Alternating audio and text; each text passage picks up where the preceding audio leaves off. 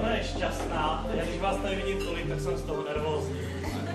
Takže dámy a pánové, většina z vás už má nalito pohárek, nechali jsme vás tady chvíčku sedět, čekat. Dovolte mi, abych připěl na příjemný den u, doufám, dobrého vína. Takže na zdraví. Představím naši společnost. Společnost Víno Rakvice je malá vinařská firma, její roční produkce je 100 000 lahví a naše vína nenajdete v supermarketech, hypermarketech, na čerpacích stanicích, nikde v těchto víček nedodáváme. Našimi klienty jsou pouze privátní zákazníci, vinotéky, hotely, restaurace. Firma se zaměřuje pouze na moravská vína, všechna kategorie, kromě jednoho jediného, což je slámové víno. Na to bohužel zatím nemáme technologii, leč od podzimka už v sortimentu slámová vína mít budeme. Vínečko se degustuje za stopku, někteří to drží tak, někteří to drží tak.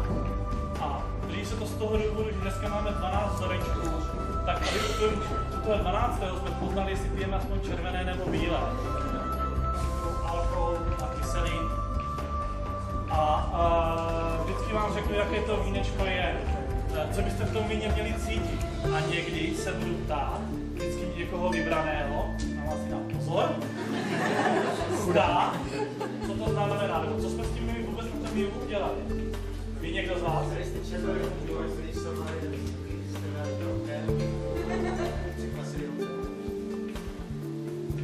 Měli jsme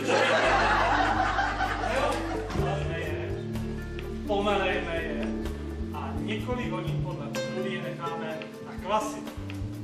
Když to klare, pozbíráme modré hrozny, nemeleme je jako lososovou, že jo? Což my chlapi nepoznáme. A už vůbec neznáte, jak máme první víno, v loňském roce jsme měli smutně bílé, ale on nám letos loni trošičku více vyhledal. Co tady je?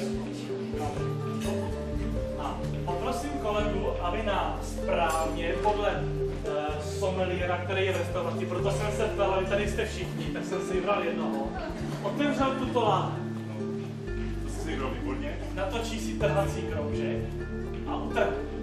Ale já jsem schválně vybral láhev, která nemá trhací kroužek.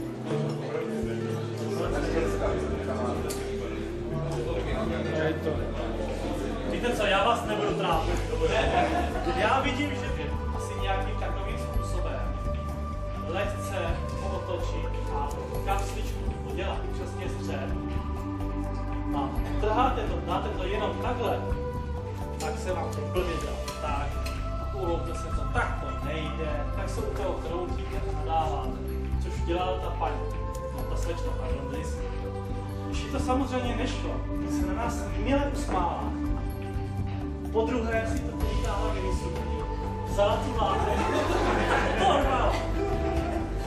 Což je problematický. My máme naštěstí takové pěnové záky, tak ono to jde i tak. Ale pro ty z vás, kdo budete si koupíte naši láhev, kdo vám bude víno chutnat, doporučuji ji zašroubovat asi tak.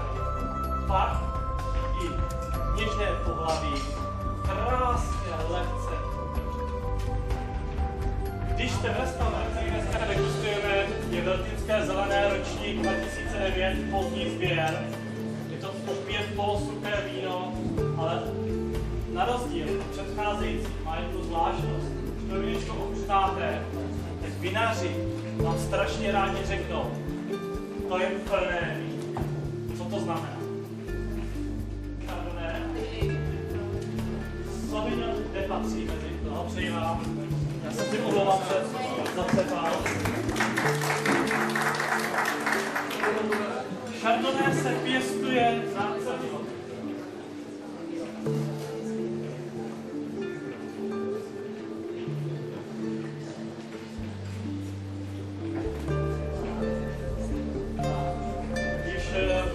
Už jsme tady u třetího vzoru, že nalívá Beaujolais.